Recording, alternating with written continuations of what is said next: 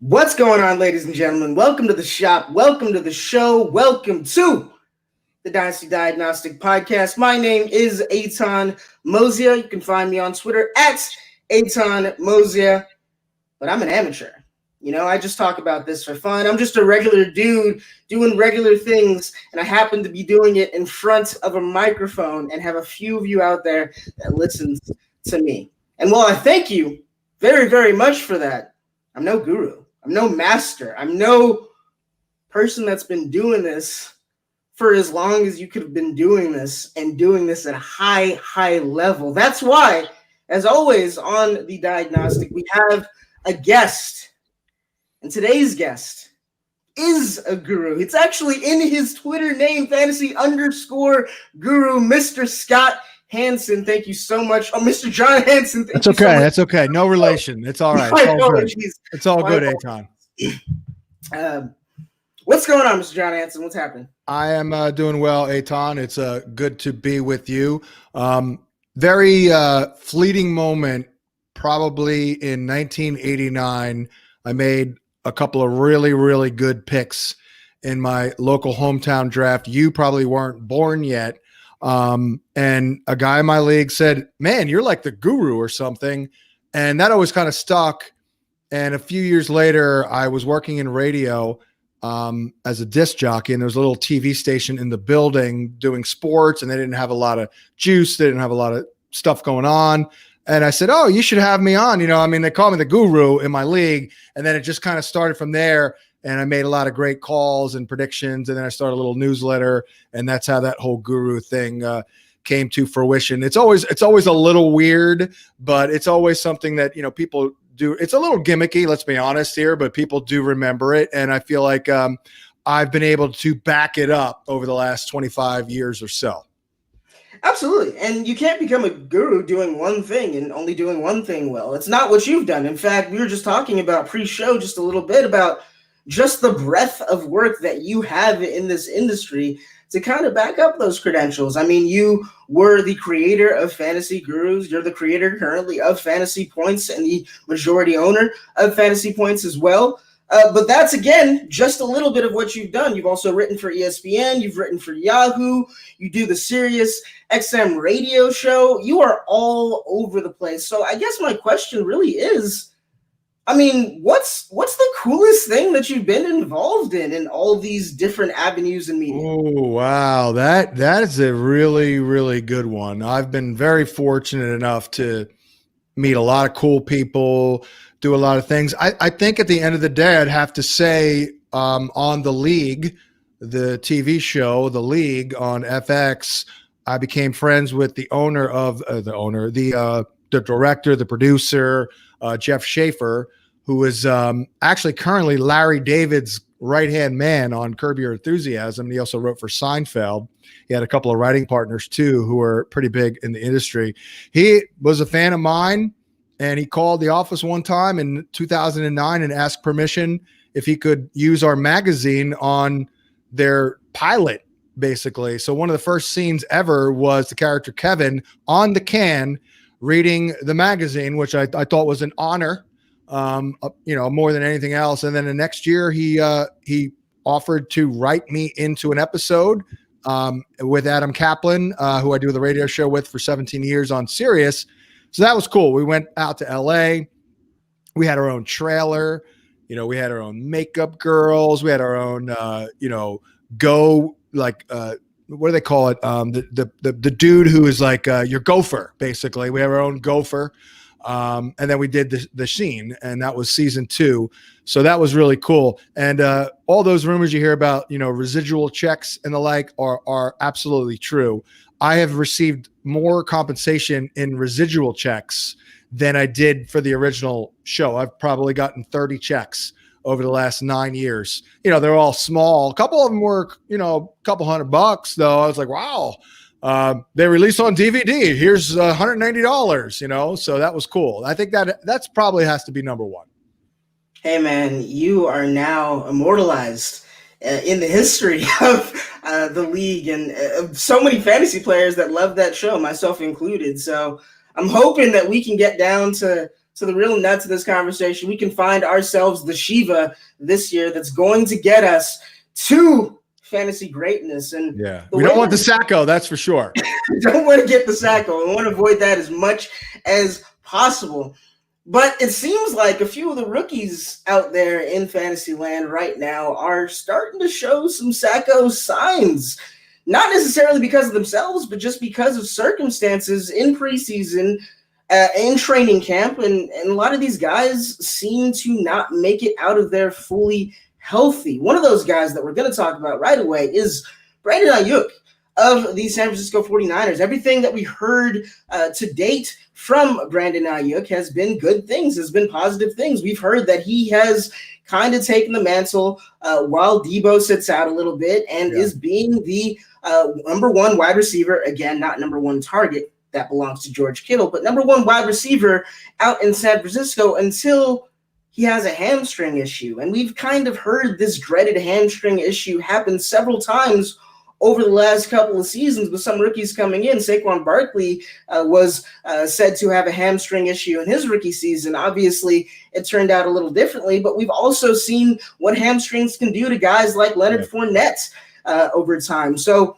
is this one of those situations where you like the hype, but between not necessarily having enough time to practice because of the COVID-19 situation and now missing extended time due to a hamstring injury, is that going to put you off guys like Brandon Ayuk going forward, looking at just drafting him from either a redraft or a dynasty perspective?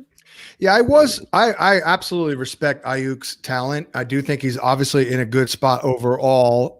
Best rack guy in the draft class, running after the catch, and that's what they're all about offensively there. It is a pretty complex offense to pick up. I actually asked Kyle Shanahan at the combine. I just kind of threw out a theory because Debo was my guy last year. And that was like my guy. And I felt like I got a little lucky because I didn't necessarily know that he would do quite as much running with the football. But, I'd rather be lucky, I'd rather be lucky than unlucky. Let's just say it that way. So I kind of throw out a theory to him. I'm like, Coach, am I crazy? Or did you give him only 30% of your passing game? And he didn't necessarily disagree. So it's a lot to ask of a rookie to excel, especially in this spot, but he's very talented, obviously, and they can manufacture touches for him like they did with Debo, and they can scheme him open, make it a little easier on him. I'm actually a little skeptical. I have been all along. However, when he's been going off the board, and ADP is kind of all over the map here, but when he's been going off the board, I'm more than fine with him because I'm all about talent and value. And he's going off the board at kind of 140 overall, I think is probably a fair number. It's I'm looking at it right here on the NFFC, which is where I get my ADP data. It's a lot of hardcore players, but I think it's the best data out there. Wide receiver 59 over the last 2 weeks with an ADP at 147. I mean, at wide receiver 59, I'm ready to buy. I'll take him over Alan Lazard and Robbie Anderson and guys like the Hunter Renfrow, Sammy Watkins, who last year I thought was the worst player in the league. So certainly I'm willing to buy, but it's a little bit of a problem for their passing game. So we could see a guy like Dante Pettis get another shot. Apparently they've kind of, mended some of the issues, the fractures in the relationship last year. Pettis, put it on himself. And I actually talked with Shanahan at the combine the year before about Pettis. And I came away thinking that he was very high on him. He said, look, by the end of the season last year, which was 2018, he was our number one. And he loves how he can play all three wide receiver spots. That versatility does seem to be pretty important right now because, Trent Taylor's just a slot guy. They do like Kendrick Bourne, but he's more of a rotational guy. So Pettis is someone to keep an eye on, especially with this Ayuk news. Yeah, I mean, word from the 49ers last year was that Dante Pettis was somebody that Shanahan had immense trust in, but was also very, very frustrated with because he was a guy that Shanahan saw a lot from and then kind of disappeared in spots, wasn't really able and wasn't really willing to run over the middle, wasn't willing to make those tough catches, wasn't really willing to put his body on the line in a way that an NFL player needs to put their body on the line. And so we did not see extended run. We saw the Debo show for the last half of 2019. But yeah, I mean, absolutely. I can definitely see where you're coming from with if you're looking at the guys around him versus him, still Ayuk looks like a great pick, regardless of what this hamstring issue really means. It's sexy. It's sexy. At the end of the day, it's sexy, right? Absolutely. Absolutely. If he can be available week 1, then, I mean, word is that he has almost 6 weeks pretty much to himself at wide receiver 1. So it'll be interesting to see what exactly happens today with him. My question for you was just as a longer term outlook, looking at him just as a dynasty prospect that you're going to have on your team for an extended period of time.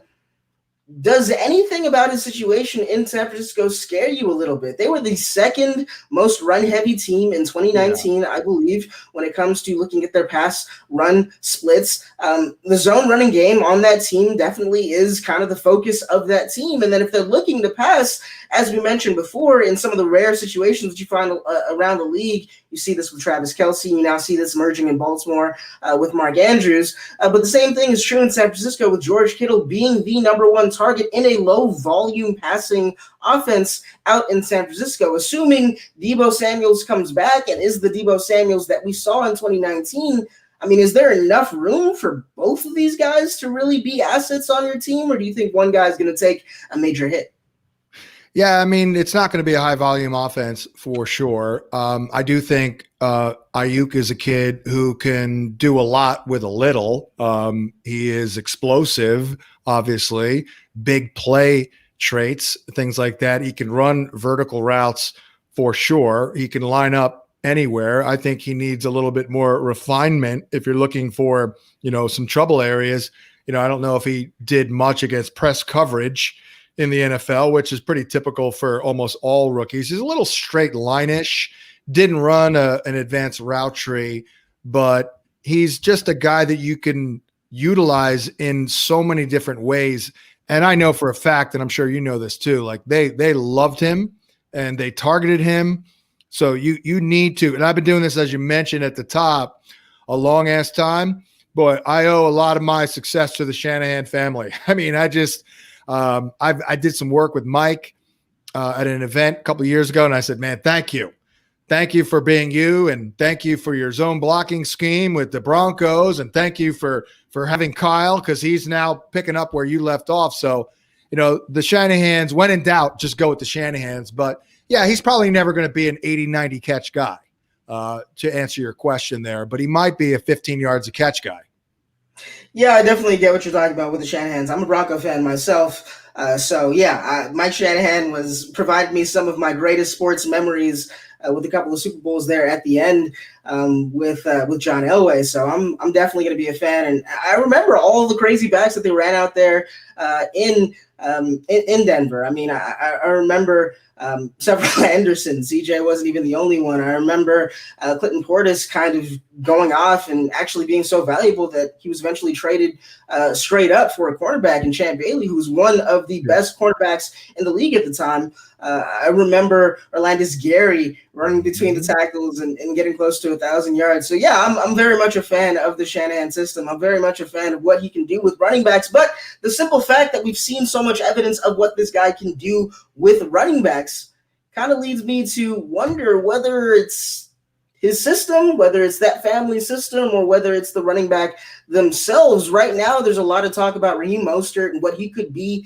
this season after breaking out late last year. He's 28 years old. He's going to go into the season at about 28 and a half. He's probably getting onto the back end of a normal running back's career. I know Mark Ingram and Frank Gore would disagree, but for what it's worth, for most of the time, this is kind of when a running back starts to dip a little bit, and he just seemed to have had his peak last year and might be still kind of on the high end of what he's able to produce in fantasy football for the foreseeable future. I guess my question is this: I mean, is it him or is it his system? There's so many backs on that team. Jerick McKinnon's coming back off of injury this year. Tevin Coleman, I know he's dealing with an injury right now, but we've seen some good things from him in Atlanta, even though he wasn't necessarily great last season.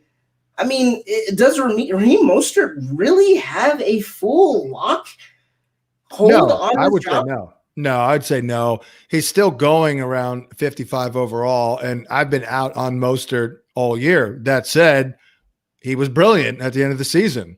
Now, the guy did obviously kick around quite a bit. Special teams maven. Dude was cut a lot, so it's a great example of resiliency. But, I've always said that system, it's the scheme for sure, but it's also play design, play calling, all that. They're really smart, especially Kyle. I've always said they make good backs great, and they make great backs, oh my God, great. You know what I mean? So they'll sign you, Eitan, okay? They'll sign you, and you'll average 4 yards a carry. I'll get 1,000 yards that season, I'm sure of it. I definitely agree with that. But let's move on from San Francisco. Let's go on to a situation where a veteran has actually provided maybe a little bit of a boon to a rookie, again, because of these offseason activities and some of the casualties that we have injury-wise with these offseason activities. Tyrell Williams diagnosed with a torn labrum. I know it is an injury that he can play through, but obviously this leaves the door open for Bryan Edwards and or Henry Ruggs. I guess my question to you is this. Do we think that Henry Ruggs can take a full target workload and be that team's number one, or is the more likely option the guy out of South Carolina in Bryan Edwards? I think that, number one, Tyrell is going to try to play through the injury, and he is making $11.5 million this year. I think people should always be cognizant of that. They're paying him a lot of money, so they're probably going to be inclined to keep him out there and use him as much as they can for as long as they can. So he'll be your X receiver. Ruggs is locked into Z. They did move him into the slot to get him up to speed there, but there was that confusion on the internet. And we at Fantasy Points, of course, we've got a legitimate NFL insider in Adam Kaplan on our staff. So everyone's reading and trying to speculate. Well, he just called the Raiders. And he called, one of their assistant coaches he knows and got the skinny. It's like, no. Hunter Renfrow is still our slot guy. We just love what Henry Ruggs has done in terms of picking things up quickly. He's a very quick learner, so they're just kind of expanding him out. So Ruggs is their Z. I don't think he'll catch more than 70 balls, but I would take 65 for sure. And they want a Tyreek Hill type of player. The ghost of Al Davis made the pick with Mark Davis. There's an edict handed down, I'm sure, with Mark Davis to get him the ball. So I like Ruggs this year. I think he's one of the few rookies who are in a good spot who can produce right out of the gate. Now, Bryan Edwards is great. I mean, he is a very good prospect.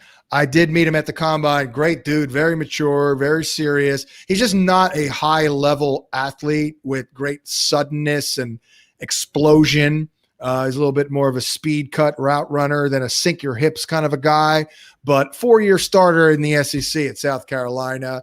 The school's career leader in receptions and yards. And one of my favorite players of all time went there, and I worked with him on TV for a year. Sterling Sharp, great player. Back in the day, I was taking him over Jerry Rice. Okay. That's how good Sterling Sharp was. Of course, we all know Shannon.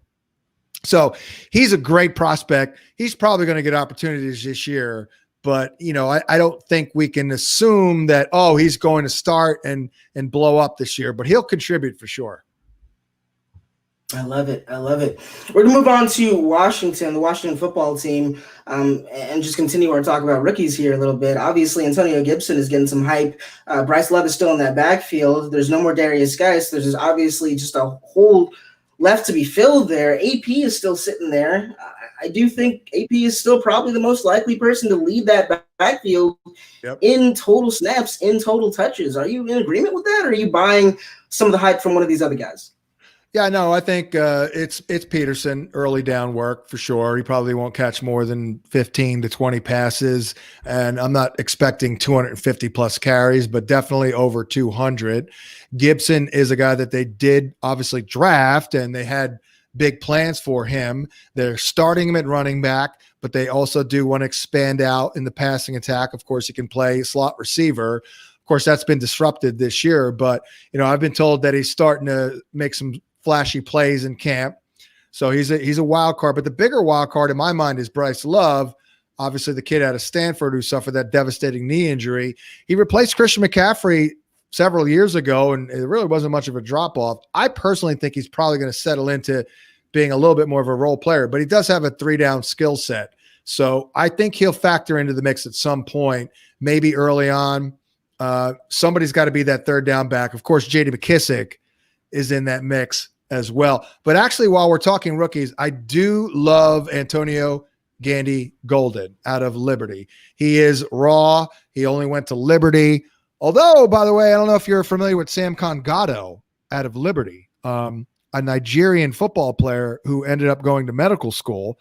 And I asked Antonio Gandy Golden if he knew who Sam Congato was, even though Gatto was big in 5 or something for the Packers out of nowhere. He did not know who he was, which I was a little disappointed in, but Gandy Golden is a good kid. He's like a Renaissance man. He's really smart. He's got a lot of interests and he's got a lot of size and he runs. So I think they're going to end up going with Dontrell Inman, the veteran, early on, but Gandy Golden is a great dynasty prospect. Yeah, I do think Gandy Golden can definitely carve out a little bit of a role just because, other than obviously Terry McLaurin, Steven Sims at the wide receiver 1-2 spots on that team, is the third target on that team Logan Thomas? Is that what it's come to? Or are we going to look to a guy maybe that's a bigger body like NAGG, like you just talked about? I think that there's definitely a possibility that we go that way as well. And it's just kind of one of those tough situations that maybe if it's not a high volume passing offense, maybe that's okay because we've seen Terry McLaurin be efficient. We've seen Steven Sims be pretty efficient in that offense as well. And if they just have a guy to, catch touchdowns at the back of the end zone, that's what they wanted Josh Doctson to be for so long for them. Yeah. Maybe AGG does that for them. Yeah, he could do a little bit of things like that, role player and all that. They actually were going to start Kelvin Harmon, the kid out of North Carolina State. He was doing pretty well working with McLaurin and with Haskins, but obviously he tore his ACL, so he's out for the season. But yeah, I'm not expecting the world from Gandy Golden, but I do view him as a really nice stash and hope dynasty guy. I think he's smart and he's got the physical tools. So his tape was pretty good too at Liberty. Do you have another guy out there that maybe isn't necessarily getting any of the training camp buzz right now that you think might be a guy that you're going to want to take a look at going into the 2021 season? Well, yeah. How about Gabriel Davis at a University of Central Florida for the Bills? They love him. Bean, the GM, couldn't hold, he was really trying to hide his excitement for him at the draft and leading up to the draft. They didn't want to tip his hand, but they love that kid, and he's doing pretty well. I talked with a beat writer yesterday who's been at their practices, and he's got the size that they're looking for. I would expect him to be their starting X receiver next year with John Brown likely gone. Also, the kid in Detroit, Quintez Cephas, kind of catching everything thrown his way this year. So he'll give them some depth. Absolutely have a number of them, actually. How about DPJ? Donovan Peoples-Jones. Yeah. Another kid I met at the combine. I called him DPJ. And I was like, yeah, what's up, DPJ? What's popping? And he didn't look at me like, I was an aging white guy trying to be hip. So I thought that was cool. But he's actually really talented and was held back by poor quarterback play. I've been told that he's doing really well in camp, and they're very thin at receiver. So, we all know this has been this is the deepest class in quite some time.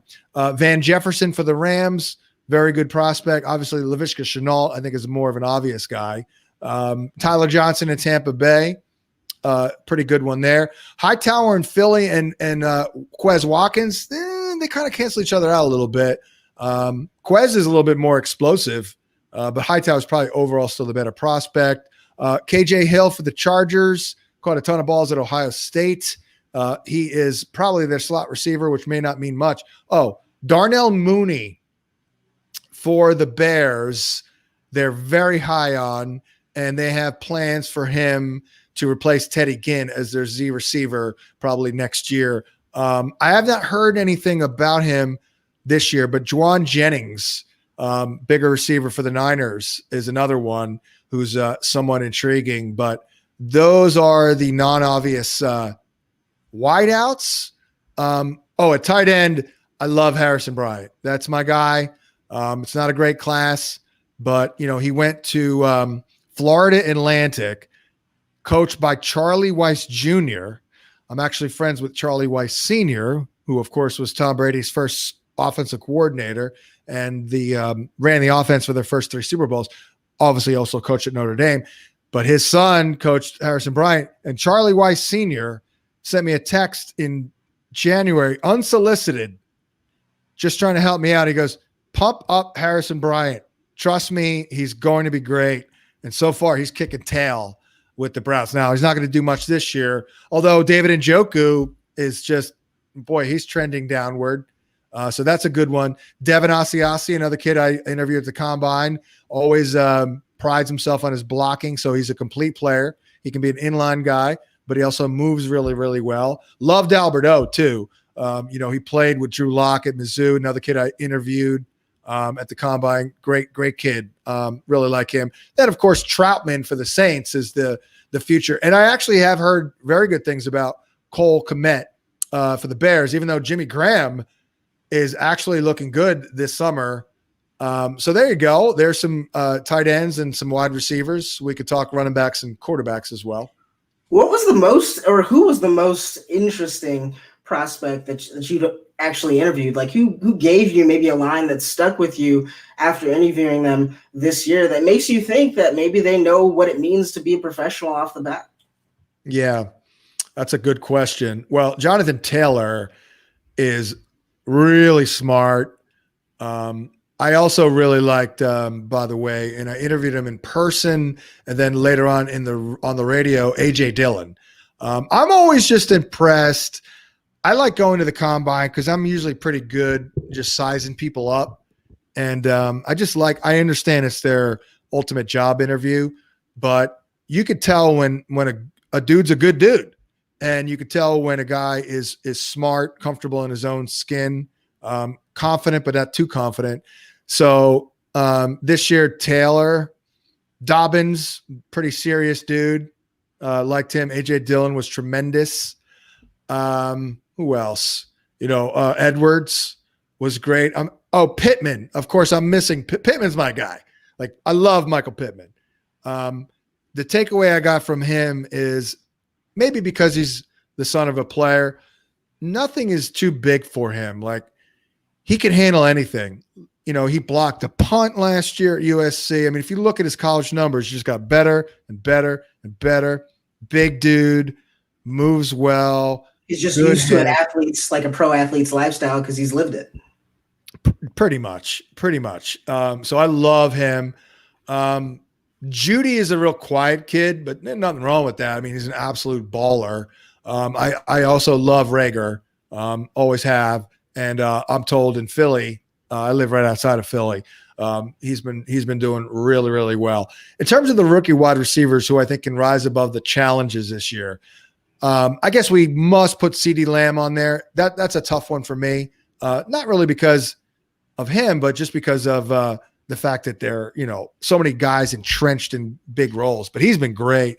But the 3 that really stood out to me maybe 3 weeks ago, a month ago, because Lamb is balling, were Rager, Pittman, and Ruggs. Those are the 3 guys that have kind of isolated as I think that these guys can rise above all these challenges. And by the way, I think that everyone knows that everyone in the NFL this year, especially the rookies, of course, are dealing with, serious challenges. So they're baked. Those concerns, I think, are baked in to a lot of the ADPs. So, Pittman, Rager, Ruggs, you can get them all like between 100 and 120 overall, which at that point I'm ready to buy.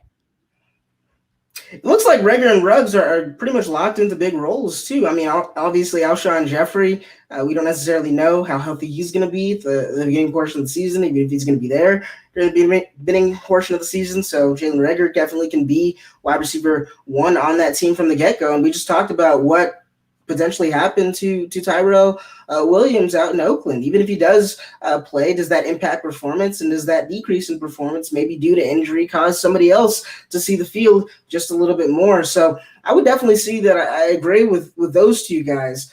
But Michael Pittman, while I love Michael Pittman's talent profile, I mean, there are a couple of red flags when it does come to just looking at who Michael Pittman is as a prospect coming to the NFL. The first one is, I mean, he was a late breakout. He's one of these guys that broke out at an older age compared to some of the other prospects that he was around because he stayed in school all 4 years, I believe. And yes, he did. He's a guy that seemed to kind of do the progression that you would expect from somebody that is a pro in the respect they have a parent who's a pro and have kind of already lived that life. Whether or not there was something that was exceptional, I think, is another story completely when looking at his numbers. Also, I would point to the team that he's on. Just as a whole, like, what have you been hearing from Indianapolis that kind of tells you that Indianapolis is even going to be a team that's going to pass all this much? I don't think they're going to pass that much. I think because of the drafting of Jonathan Taylor, because of what that offensive line is, because of having Mac, because of having an aging quarterback, an aging veteran quarterback in Phillip Rivers, I think that there's a lot showing that this team is going to be very, very run heavy. So whether or not Pittman has the opportunities to stand out this year is something that I kind of worry about. Do you think that maybe I'm reading this wrong and maybe Phillip Rivers does intend to push the ball down the field a little bit more than he has in the past? Well, I think overall, you're probably right. Overall, we can't expect the world. I can't expect, 120 targets for Pittman. But I also, by the way, think that you kind of alluded to it. His ascension in college to me was like an old school ascension. We're a little spoiled nowadays. We want immediate gratification. Just go ball, but back in the day, it used to be freshmen didn't play much, things like that. So he did get better and better and better. And he caught over 100 balls last year. He's got a lot of great traits: size, play speed, hands, competitiveness, run after the catch, can line up almost anywhere. He'll be likely their X receiver. He's got a little Mike Evans in him. He's got a little Michael Thomas in him as well. Might be a little touchdown dependent, but I think he'll be a huge factor in the red zone. And I think he's going to roll out of bed week 1 and be their starting X receiver. And T.Y., I'm worried about his health or lack thereof. He's kind of breaking down a little bit. I do like Paris Campbell, good kid who I also interviewed before, but he hasn't really done all that much. They don't have a ton of tight end. Jack Doyle will make you fall asleep watching him play football, even though I love Jack Doyle as a general statement. So I think at the end of the day, you add it all up, he's not going to be a high targeted guy, big catch guy. I think 60 catches are doable, 6-7 touchdowns if all goes well. That might be a lot to ask, but I do love the player. And, he does have a good quarterback overall throwing them the football. So I want to kind of continue with that statement about the quarterback. Obviously, Phillip Rivers has been a good quarterback throughout his NFL career. Maybe he's taking a little bit of a step back now, but, I mean, are you more excited about Nyheim Hines than you were maybe originally? Are you more excited about Trey Burton and Jack Doyle than you were or than you would be without a guy like Phillip Rivers going to lead that team? Do you think that those are going to be guys that he's going to be targeting a lot just because he likes to throw the ball short more often than not? Or do you think that we're going to see some bombs to Pittman, to T.Y. for as long as he can stay on the field from this offense as well? I think a little bit of both. I call him Captain Check Down. He's a superhero who loves to check it down. He's good at that, obviously, with Eckler over the years. LaDainian Tomlinson, of course, and all that. Woodhead. But especially last year, I think some of that was a function of their terrible O-line. So that's not going to be a problem in Indy. They have top 2, top 3 offensive line. So I do think they'll run the ball a lot. You're right, no doubt about it. So I'm not expecting 600 pass attempts. But I do think they'll have success when they do throw. And I do think he'll be able to stand a little tall in that pocket, step into his throws. So I do like Nyheim Hines a little bit. The problem there is we just don't know exactly how they'll use them, the three backs, because, in theory, Hines is clearly the best hurry up back, third down option. He caught 64 balls 2 years ago quietly. But Marlon Mack was also very good in college catching the football. He was actually, by a lot of metrics, as good as Christian McCaffrey catching the football. But they have not used him in that regard, although I'm told that they are starting to do that a little bit. Plus, Jonathan Taylor, I was told, actually had a touchdown catch in practice on I think it was Monday, so earlier this week. So it might be divvied up a little bit there, but no doubt about it, the running backs are catching a lot of balls with Phil. I'm not sure about Jack Doyle. I do know Jack Doyle is going to be open probably, or maybe not open, but he'll be reliable. He'll be a steady guy that Phil can kind of lean on if need be. I love it. All right, so what we're going to do now is we're going to go ahead and transition into the Dynasty Diagnostic portion of this program. And what that is, John, is basically us breaking down a roster that was sent in by one of our listeners and kind of giving our ideas on maybe some of the things that we would do to improve or to change this roster to get it ready to really, really be a contender this year. So I'm going to go ahead and I'm going to start with just telling you what the roster is, some players on it, and then we can discuss maybe some of the things, some of the trades we would potentially make on this roster to get this really firing on all cylinders. So the roster that we have today was sent in by Tom Carlin. You can go ahead and find him on Twitter at TomCar39, and it is a roster that at quarterback includes Patrick Mahomes. It also includes, looks like it's the only quarterback it includes. So I'm told, by the way, Mahomes is good. I'm told that. That's what I've heard. With Pat Mahomes at quarterback, I do not think we need to spend all that much time with Pat Mahomes, but we do have an interesting topic moving into running back with Dalvin Cook and Nick Chubb on that roster. There's something to be said about whether or not Dalvin Cook is going to be playing early in the season, because whether or not a holdout is a possibility is definitely something that is still kind of hanging as a cloud above him. And then Kareem Hunt is pretty much every conversation you would have about Nick Chubb. If you're talking about Nick Chubb, like a guy that maybe won't necessarily reach his zenith this year, Kareem Hunt is the reason why. So between Dalvin Cook and Nick Chubb, obviously these are stars at this position, but is there enough uncertainty to make you want to make some type of move at running back?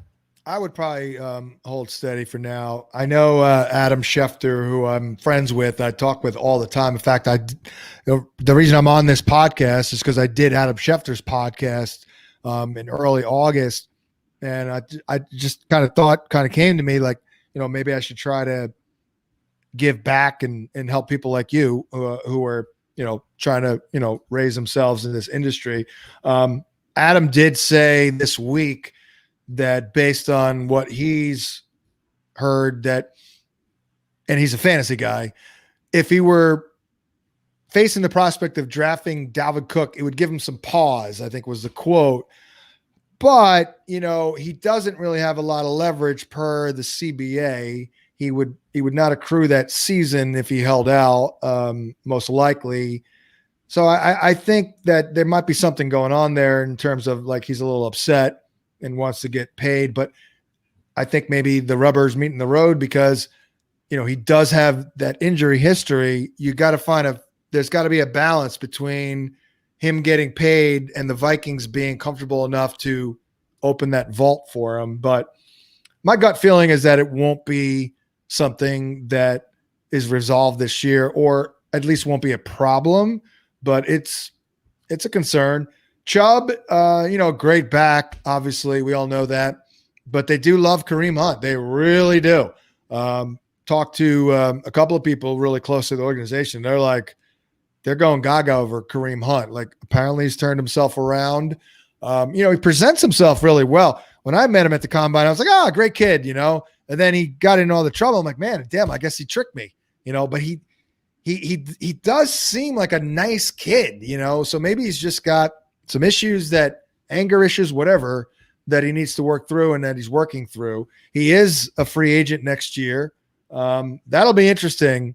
Do they bring him back, or does he light it up with whatever opportunities he gets and then moves on to another team next year as a lead back? I would buy Kareem Hunt, honestly, right now. He's still only 25. And, over the long haul, I do still have lingering issues and worries about Cook with his shoulder, because those type of injuries recur quite a bit.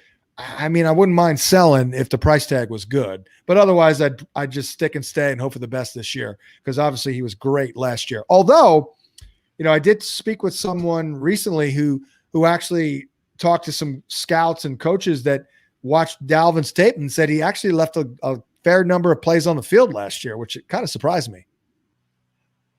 Yeah, I mean, that's definitely an interesting take. I mean, the cloud over Dalvin is really not production at this point, at least from a fantasy perspective, regardless of whether or not that there were some plays left on the field. I don't think Dalvin Cook is the best running back in the NFL, so I think that statement definitely gives that some credence. But, I mean, at the end of the day, this is an asset with its value depressed at this point because of the news about the potential holdout. And I think if you're going to trade him right now, you're probably trading at a loss. If you wait just a couple of weeks and something turns around or no more news comes out and we see him suit up for week 1, I think that is probably the better time to go ahead and make that deal, just in the interest of making sure that you get the best value from an asset that you possibly can.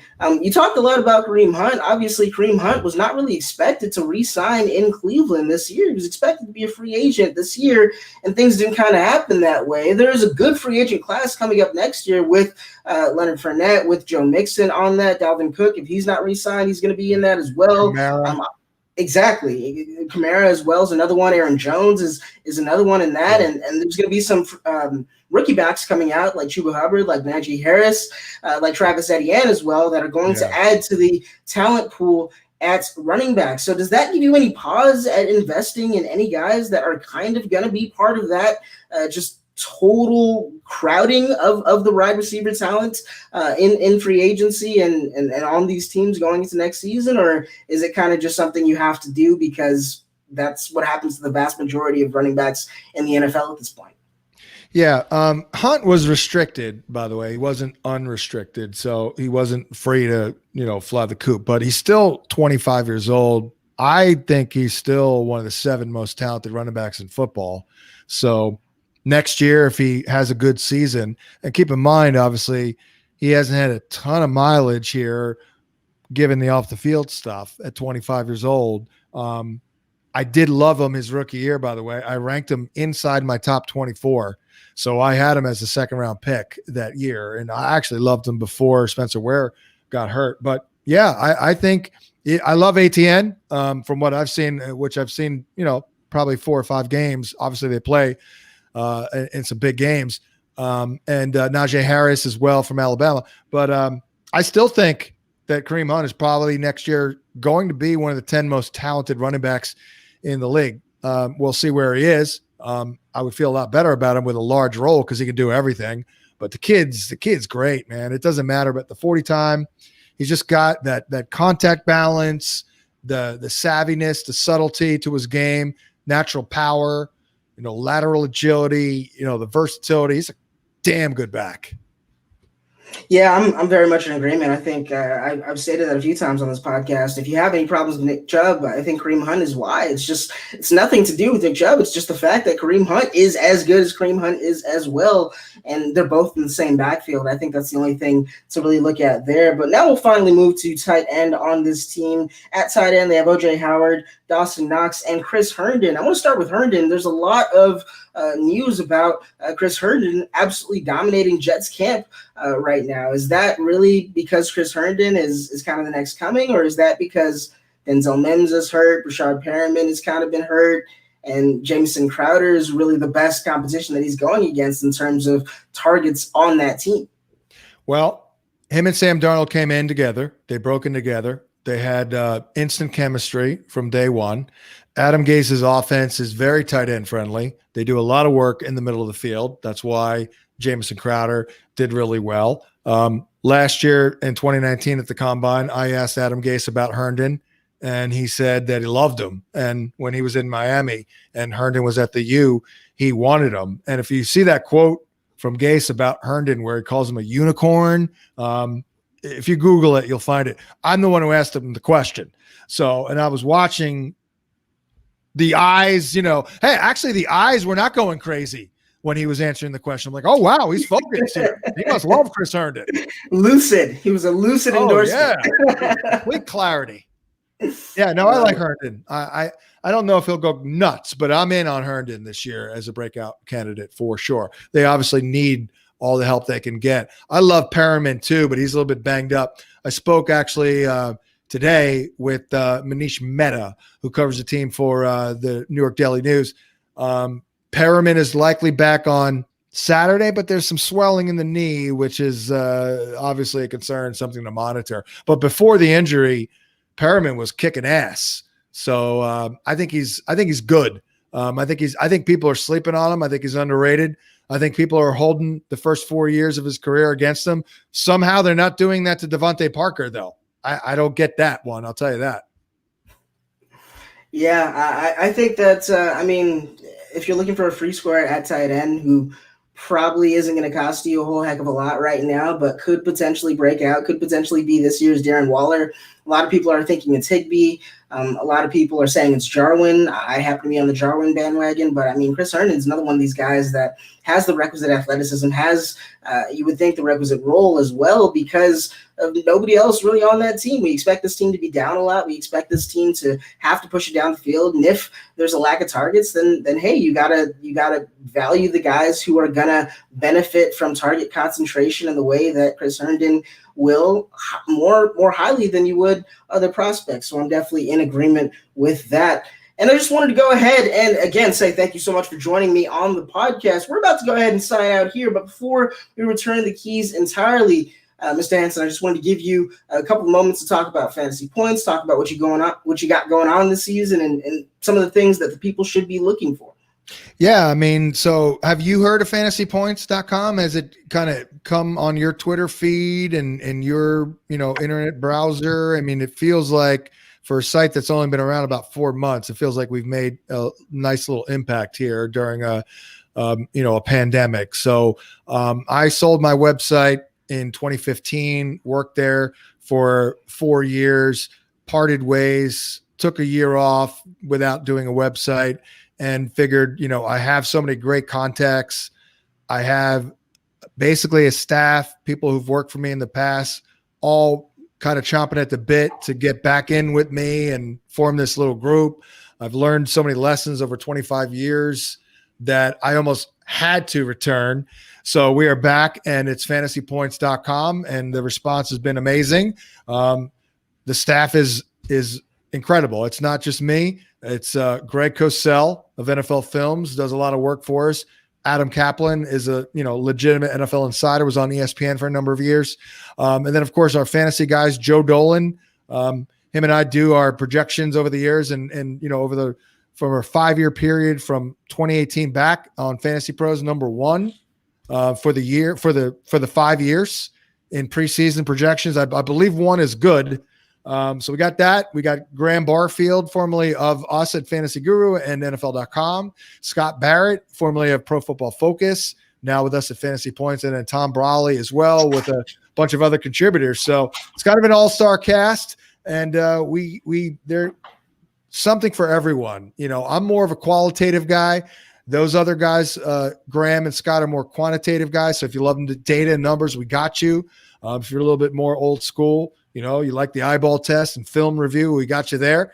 Insider information, tools, all there at fantasypoints.com. And they could use Hansen10, promo code HANSEN10 to save 10% off their subscription this year. Perfect. I love it. We've had Scott and Graham on this podcast multiple times. Oh, great. You got to go ahead and send Greg Cosell and Adam Kaplan my way as well, maybe after this. But again, thank you so much for being on the show. It was an absolute blast. And I just want to go ahead and say thank you to the listeners of this podcast as well. I really, really do appreciate your support, and you are what keeps this train rolling. If you would, please go to the Dynasty Diagnostic podcast feed on iTunes. Give us a 5-star rating and review. It definitely helps the podcast grow and reach more listeners. We have a Patreon that you can find on our Dino Diagnostic Twitter profile page. You can also find our store, NVFF Pod Shirts store, that's run by Dynasty Outhouse. Some of the proceeds go ahead and go to Scott Fish's charity. And thank you so much for making it to the Dynasty Diagnostic Service Center today. Please be sure to keep up with your scheduled maintenance and catch us next time to ensure quality performance. See you on the next visit.